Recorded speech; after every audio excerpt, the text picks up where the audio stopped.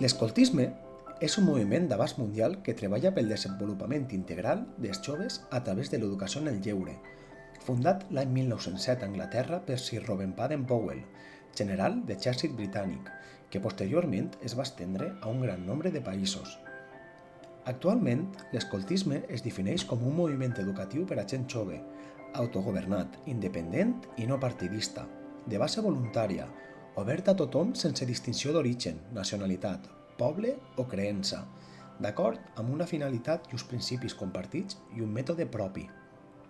Actualment, la divisió del grup de xiquets i xiquetes que trobem a un agrupament escolta està regit per les següents branques.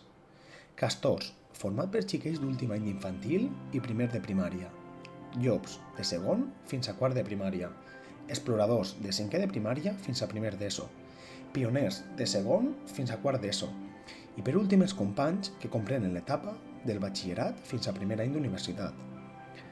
Aquestes 5 branques funcionen amb el mateix mètode de projectes, però amb un marc simbòlic diferent, per tal d'adequar-se al centre d'interès de cada participant. A nivell funcional, la vida d'un agrupament escolta es regeix com l'estructura d'un arbre.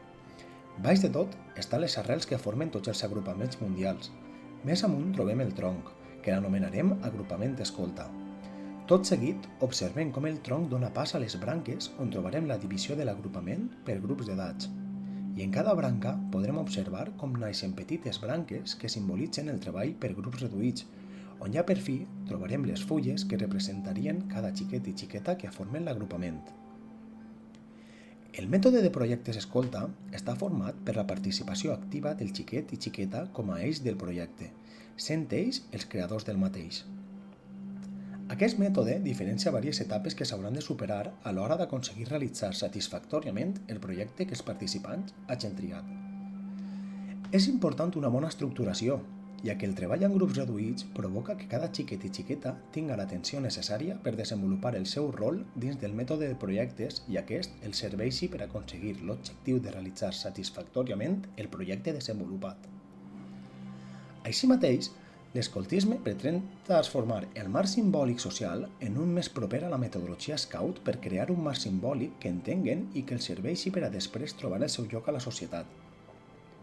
Aquesta metodologia es troba a cada etapa evolutiva dels xiquets i xiquetes, on cada vegada que es vagin fent més majors disminueix el grau de fantasia de les activitats cap a una realitat social que es trobaran al dia a dia.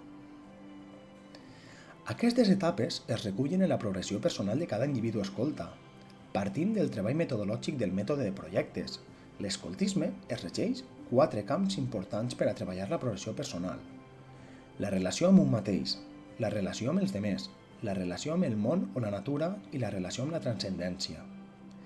La progressió personal es va treballant a la mateixa hora que es desenvolupa el projecte que hagin triat, i al finalitzar aquest, a l'etapa d'avaluació, ells mateixos hauran aprofundir en les dificultats, reptes i objectius aconseguits al projecte, donant lloc a una reflexió que desenvoluparà la seva pròpia progressió personal.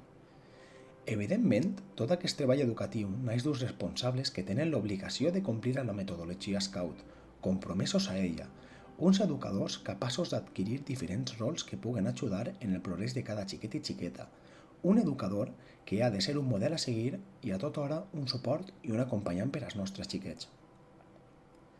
Així mateix, la gran preocupació per adquirir tota aquesta metodologia i que capta l'atenció dels xiquets i xiquetes dona lloc a l'educació per l'acció i al joc com a motor educatiu.